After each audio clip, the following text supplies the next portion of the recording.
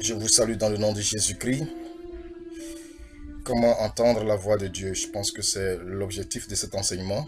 Nous allons ensemble essayer, à la lumière du Saint-Esprit, à marcher et selon la parole de Dieu et à écouter la voix de Dieu. Seigneur notre Dieu, Père, nous te bénissons et nous te rendons grâce. Nous te prions, Seigneur, de nous aider, de nous donner ton esprit et de nous parler, de parler à nos cœurs, de nous donner, Seigneur, ta puissance et ta sagesse pour la gloire de Jésus. Alors, frères et sœurs, en introduction de ce thème, nous devons d'abord retenir ceci. Dans le projet premier que le Seigneur avait, le Créateur du ciel et de la terre, c'est que tout ce qu'il renferme, c'est d'être en relation avec sa créature et sa merveilleuse créature, véritablement qu'est l'homme. Dans le jardin d'Éden, Dieu venait rendre visite à Adam et Ève vers le soir pour parler et s'entretenir avec lui. C'est ce que la Bible nous dit en Genèse chapitre 3 et à partir du verset 8 au suivant. Voilà. Donc il s'agissait d'une relation d'amitié bien avant ce que nous appelons le péché originel, bien avant la désobéissance. Dans le Nouveau Testament, Jésus revient sur cette réalité de notre Dieu et de son Fils qui veulent tous deux établir une relation de dialogue et d'amitié avec les chrétiens. Voilà, vous pouvez lire ça peut-être en Jean 10, verset 4, Jean 15, verset 15 aussi. Il ne s'agit plus d'une relation d'esclave et de maître entre le chrétien et le Fils de Dieu, Jésus-Christ, mais une relation d'amitié. La place d'un ami dans le cœur d'une personne est plus grande, plus profonde et plus intime que la place d'un serviteur. La relation d'amitié entre deux personnes, bien-aimées, implique que quand l'un parle, l'autre écoute. Il ne s'agit donc pas d'un monologue, mais en réalité d'un dialogue. Vous savez, Dieu, à travers la personne de Jésus-Christ, c'est même la Trinité, si on parle du Père, du Fils et du Saint-Esprit, voilà, ces trois personnes représentées en Dieu seul, il veut nous parler, dialoguer avec nous afin que nous expérimentions et vivions toutes les richesses spirituelles et toutes les bénédictions de notre Père Céleste. C'est pourquoi il est important, bien-aimés dans le Seigneur, que nous apprenions à écouter Dieu. On apprend à écouter Dieu. Si tu ne l'apprends pas, ce ne sera pas facile. Les préliminaires, pour ceux qui prennent note, vous pouvez mettre grand 1, les préliminaires à connaître. Grand A. Notre Dieu est un Dieu qui entend, donc qui a des oreilles. Isaïe chapitre 59, verset 1. Il a dit ceci, les oreilles de Dieu ne sont pas sourdes. Donc on parle du Dieu qui entend. Dans ce texte, la Bible nous dit que Dieu a des oreilles. Son oreille n'est pas dure pour entendre ou pour entendre ta prière, ta voix. Dieu donc, par ses oreilles, entend la voix de celui qui parle, celui qui est en prière. Nombre chapitre 12, verset 2, verset 1 à 2, excusez-moi. Nombre chapitre 12, verset 1 à 2. Le chrétien doit savoir que son Dieu n'est pas sourd. Ainsi, quand Aaron et Myriam critiquaient Moïse, Dieu a entendu leur critique. Donc, lorsqu'un chrétien critique un autre chrétien ou son prochain, Dieu non seulement le voit, mais l'entend. 1 Samuel, chapitre 1, verset 10 à 11. Et puis, on va lire encore le verset 19 à 20. Il s'agit de l'histoire de Anne. Anne, la mère de Samuel, face à sa souffrance d'enfanter, a continué à prier. Et la Bible nous dit qu'elle persévérait dans la prière. Le chrétien doit savoir que face aux difficultés, Dieu n'est pas sourd pour l'entendre. Son Père Céleste entend sa prière. Grand B, vous pouvez noter, notre Dieu est un Dieu qui parle. Parce que celui qui entend doit être capable de donner une réponse à celui qu'il a entendu. Le chrétien doit savoir que Dieu parle. Il parle aux hommes et plus précisément à ses enfants. Et cela doit donner du courage et de la patience aux chrétiens pour l'écouter. Ainsi, Quand le chrétien présente une requête à Dieu, il faut qu'il soit patient pour attendre afin d'écouter la voix de Dieu et non pas se lever rapidement. Parce que quand c'est comme cela, ce n'est plus un dialogue, ça devient un monologue. Et ce n'est même pas une prière, mais ça devient maintenant un ordre qu'on donne à Dieu et on se lève. Parce que celui qui donne des ordres n'attend pas de réponse. Seigneur, bénis-moi et je pars. Merci. Non, non, non, ce n'est pas une prière. Genèse 4, verset 7 à 15. Dieu parle de Caïn en lui révélant l'état de son cœur. Il avertit ce monsieur qui tua son frère. Il lui révèle l'état de son cœur. C'était même avant de tuer son frère.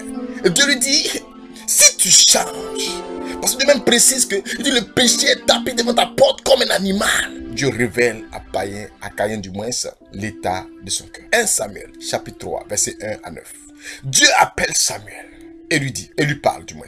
Samuel, Samuel, l'enfant ne sait même pas qu'il appelle, c'est un petit garçon. Il ne sait pas. Chaque fois, il court vers son père Élie pour lui dire, maître, mon Seigneur, tu m'as appelé. Il dit, je ne t'ai pas appelé, va te coucher.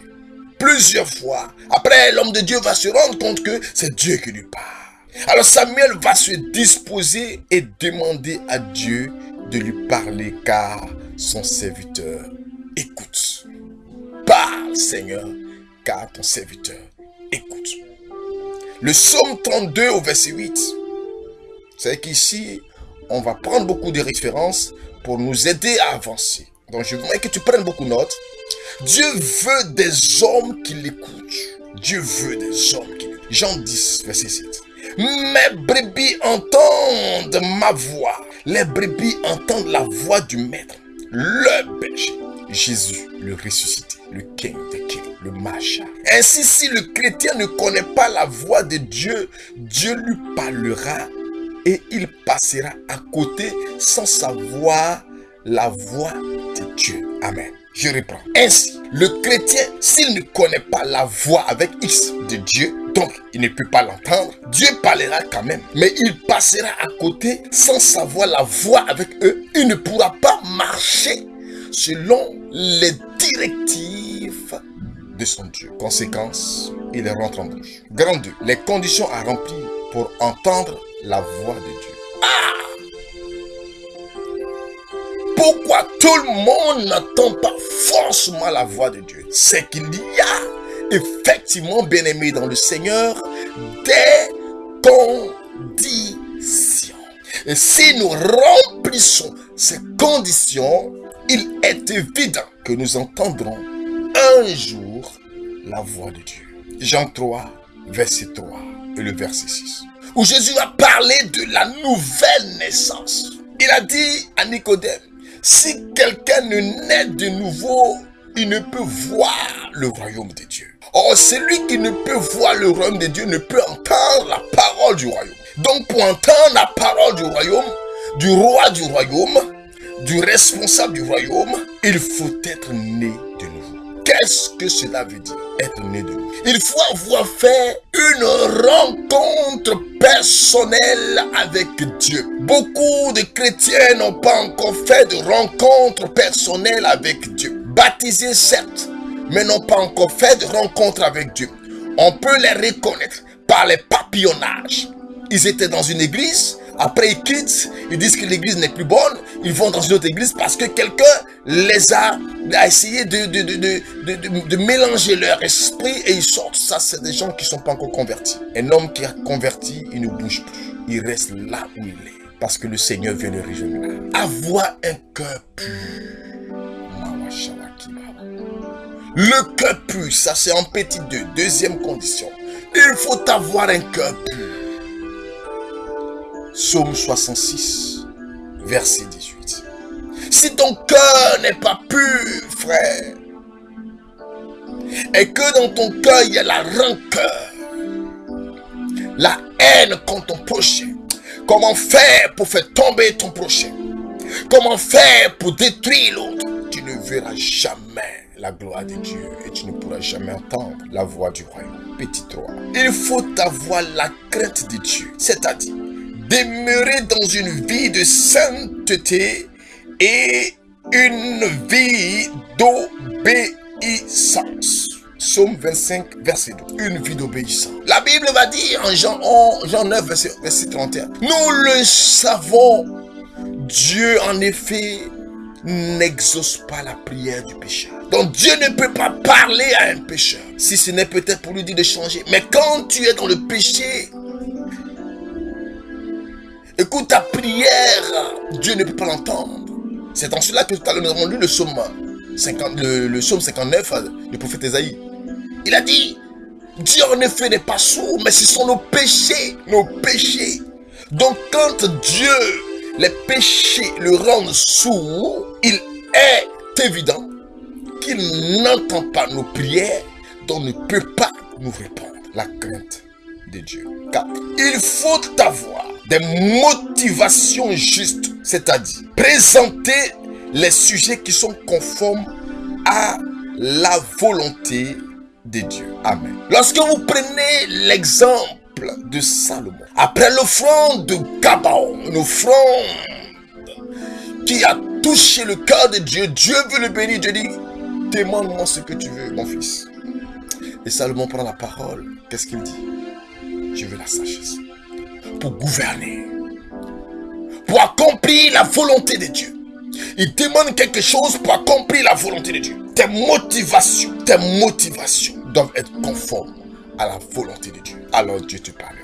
C'est avoir la foi. La Bible dit, sans la foi, nul ne peut être agréable à Dieu. Hébreux 11, verset 6. Nul ne peut être agréable à Dieu. Je vais vite. 6e condition. L'humilité. L'humilité. Demeurer dans l'humilité. Psaume 25, verset 9. Jacques 4, verset 6. L'humilité. Elle précède la gloire. C'est pourquoi Marie pouvait dire, il a jeté son regard sur la bassesse de sa servante. C'est dans la bassesse, dans l'humilité que Dieu jette son regard et bénit. Le chrétien devrait faire très attention dans l'écoute de la voix de Dieu. En effet, le diable peut le détourner de la voix de Dieu. Il a la force même de ses esprits de communiquer des fausses visions, des fausses révélations, des faux songes et des faux rêves pour tromper, décourager et s'aimer la peur.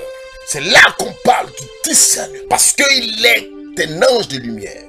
Almighty Jesus. Le prophète Isaïe l'appelle le chérubin étincelant. Il peut tromper. Donc il faut faire beaucoup attention. Vous voyez, quand tu as ces qualités, les conditions que nous avons données plus haut, quand ces conditions demeurent en toi, le diable ne peut pas jouer avec ton cœur. C'est pourquoi c'est très important. Tu ne peux pas avoir la haine dans ton cœur, le manque de pardon, vivre dans l'impureté et être utilisé par Dieu. S'il y a une manifestation, c'est qu'elle ne vient pas de Dieu, c'est clair. Elle vient du démon.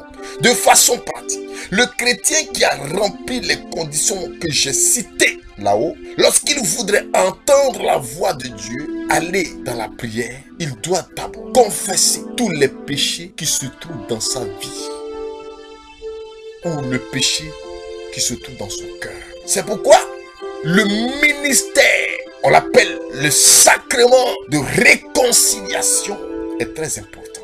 Aller à la confession pour expier nos fautes, et alors nous serons disposés à entendre. Un chrétien ne peut pas être dans le péché et dire que Dieu lui a parlé par rapport à une demande précise de sa vie.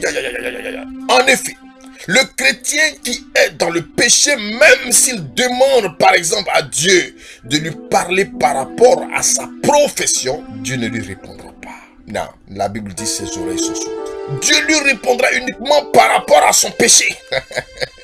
Comme à Caïn, en l'invitant à se repentir avant de lui parler et lui répondre par rapport à sa demande.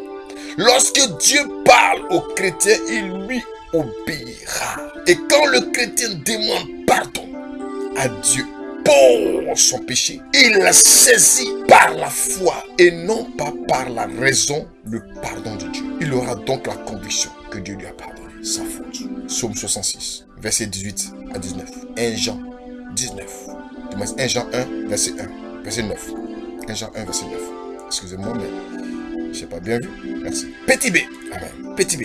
Liez tous les esprits mauvais qui se trouvent dans le lieu où il prie. Ah oui. Parce que les esprits mauvais sont dans le vent, ils sont partout. Et souvent, nous sommes dans des endroits qui ont servi précédemment de lieux de culte satanique. Vous vivez dans une maison, peut-être celui qui a habité dans la maison avant vous était un rosicrucien, mais il va laisser un hôtel là. Et tu viens là, Dieu va te parler dans cette présence. Mais il faut d'abord détruire l'hôtel. C'est pourquoi Dieu, avant d'établir Israël à Canaan, va demander à ceux qui détruisent, ils combattent et détruisent tous les hôtels, tous les hauts lieux de Canaan, des Cananéens, avant de s'y établir, pour ne pas qu'ils se laissent tromper par un démon. Donc combattre. Le chrétien, selon l'autorité que Jésus lui a donnée, en Luc 10, verset 19, pourra, après avoir réclamé la protection du sang de Jésus-Christ sur lui, prendre autorité sur tous les esprits des ténèbres et les anéantir au nom de Jésus. Il priera afin que Dieu fasse taire en lui la chair, le sang et tout esprit, afin que seul l'Esprit Saint lui parle. En effet, les esprits ou la chair ou le sang peuvent communiquer au chrétien ou lui inculquer de communiquer. Je reprends. En effet, les esprits ou la chair ou le sang peuvent communiquer au chrétien ou lui inculquer de faux messages. Il sanctifiera le lieu où il prie et demeurera à l'esprit et demandera à l'esprit de Dieu de le ciel. Le chrétien s'humiliera total devant Dieu et le laisser choisir la manière dont il lui parlera. Petit C. Demandez maintenant ce qu'il veut à Dieu. Le chrétien doit poser dans sa prière une question, une seule question à Dieu et garder le silence pour l'écouter. Dieu peut parler au chrétien au moment où il prie, à la fin de sa prière ou après, pendant la journée. Il le fait soit de façon audible, soit par des références bibliques, soit par des visions, des révélations, des signes. Le chrétien qui va devant Dieu n'est jamais pressé. Son cœur doit être calme et il gardera le silence. Qu'il évite trop de donner des directives à Dieu. Dieu lui parlera nécessairement. Psaume 37, verset 7. L'Esprit de Dieu peut dire ou révéler au chrétien comment Dieu lui parlera dans la journée. Petit D. Ne pas se presser quand on reçoit une réponse de Dieu pour le dire aux autres. Lorsque Dieu vous parle, il ne faut pas être pressé. Il attendra, demeurera patient et Dieu l'éclairera. Jérémie 33, verset 3. Grand 3. Comment Dieu nous parle-t-il? Le Dieu des chrétiens manifesté en Jésus-Christ nous parle à nous, ses enfants aujourd'hui, comme il a fait dans le passé avec ceux qui lui appartiennent. Notre Dieu est Dieu. Il est l'unique. Il est grand et tout puissant pour s'adresser à ses élus par son omnipotence, parce qu'il est le puissant au-dessus de toutes les puissances, pour agir en notre faveur et être toujours victorieux et omniscient. Amen. Son omniscience, parce qu'il a la connaissance supérieure et qu'il sait toutes choses, et son omniprésence, car il est présent partout et en tout temps, en tout lieu, dans le temps et dans l'espace. Notre Dieu remplit tout l'univers et personne ne peut le limiter dans les catégorisations ou les schémas de la raison théorique. Dieu parle comme il veut, quand il veut et à qui il veut. Petit a. Dieu parle ouvertement de façon audible. Dans le livre de 1 Samuel, au chapitre 3, Dieu s'adresse de façon audible au jeune Samuel. Samuel dit, il était consacré à l'Éternel, donc mis à part, il était saint. La Bible appelle les chrétiens les saints parce que eux aussi ont été rachetés par le sang de Jésus et justifiés par la foi. Nous avons été rachetés en lui. Il se couchait cette nuit-là où Dieu lui avait parlé à côté de l'arche de l'Éternel qui symbolisait la présence de Dieu. Être dans la présence de Dieu, dans la prière. La méditation de la parole de Dieu est un passage indispensable. Tu ne médites pas la parole, tu ne pourras jamais entendre la voix de Dieu. Aujourd'hui, plusieurs chrétiens vivent pendant des années sans entendre, sans connaître la voix de Dieu, leur Père céleste. Oh, Dieu persévère afin que ses enfants, à l'image de Samuel, entendent sa voix. Dieu a insisté, persévéré jusqu'à 3 fois, car il voulait parler à Samuel. La jeunesse dans la foi chrétienne n'empêche aucunement un chrétien d'entendre la voix de Dieu. Dieu parle dans ce texte audiblement au jeune Samuel, contrairement à Élie, une personne âgée dans la foi. Samuel entend la voix de Dieu comme un homme qui entend la voix d'une personne avec laquelle il a une conversation dans le cadre d'un dialogue ou d'une conversation téléphonique. Le chrétien donc peut entendre la voix de Dieu de façon audible, c'est-à-dire par ses oreilles, comme il entend par le biais de ses oreilles, comme vous m'entendez en ce moment. Vous entendez vos amis. Notre Dieu parle et l'on entend. Cela est donc possible aussi bien pour les bébés spirituels, les enfants spirituels, les jeunes spirituels, que pour les adultes spirituels. Dans le livre de Nombres 12, verset 7 à 8, Dieu parle de façon audible à Aaron et à Moïse. Dieu s'entretient avec Aaron et à Myriam en leur reprochant de n'avoir pas craint de parler contre son serviteur. Moïse a entendu la voix de Dieu et a dialogué avec lui. Dans l'écoute de la voix de Dieu, il intercède en faveur de Myriam, l'instigatrice qui l'avait critiqué avec Aaron en priant l'Éternel de la guérir. Petit B. Dieu parle à l'esprit de Jonas et lui parle aussi par les phénomènes naturels. Le prophète Jonas, en Jonas 1, verset 1 à 16, a entendu clairement la voix de Dieu qui lui demandait d'aller à Ninive. Mais le prophète a décidé volontairement, malgré qu'il sache la volonté de Dieu, pour lui d'aller à Tarsis. À travers les phénomènes naturels, le vent impétueux et la grande tempête, Dieu parle à Jonas en désapprouvant sa décision de ne pas aller à Ninive. Par la suite, s'en suivra une longue discussion entre Jonas et Dieu sur l'importance de l'amour de Dieu pour les pécheurs, les perdus et l'invitation à Jonas d'aimer son prochain. Petit C. Dieu parle de plusieurs manières. Dans le livre d'Hébreux, chapitre 1, verset 1, la Bible nous dit que depuis des temps passés, Dieu parle et il parle encore aujourd'hui. Il parle par les prophètes et il parle par son Fils Jésus-Christ. Le chrétien doit saisir cette vérité de la parole et ne pas se cantonner en des excuses et à se poser des questions sur la possibilité d'entendre encore de nos jours la voix de Dieu. Dieu n'est pas une statuette, une idole, une image, mais une personne bien vivante. Il a créé l'homme pour être en communion avec lui par le dialogue. De même, il a fait de nous chrétiens en Jésus-Christ, ses enfants, afin de pouvoir parler aussi avec nous, nous révéler sa voix, sa volonté et nous donner la vie et la vie en abondance. Dieu veut comme un père parler à ses enfants que nous sommes.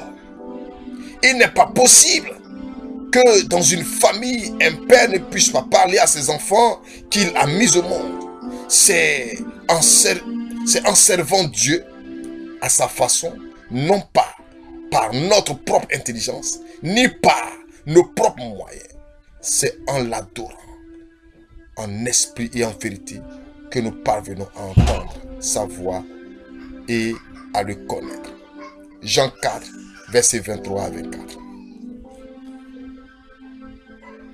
D'autres passages ou références bibliques où nous voyons comment Dieu parle à ses enfants. Nombre 3, verset 3 à 8. Dieu peut parler à une personne pour l'appeler à son service, pour un ministère précis. Dieu parle de façon audible à Moïse pour qu'il mette la tribu de Lévi à part, car il a choisi pour le ministère auprès d'Aaron, le souverain sacrificateur. Dieu donne les détails relatifs à leur ministère. Dieu vous bénisse.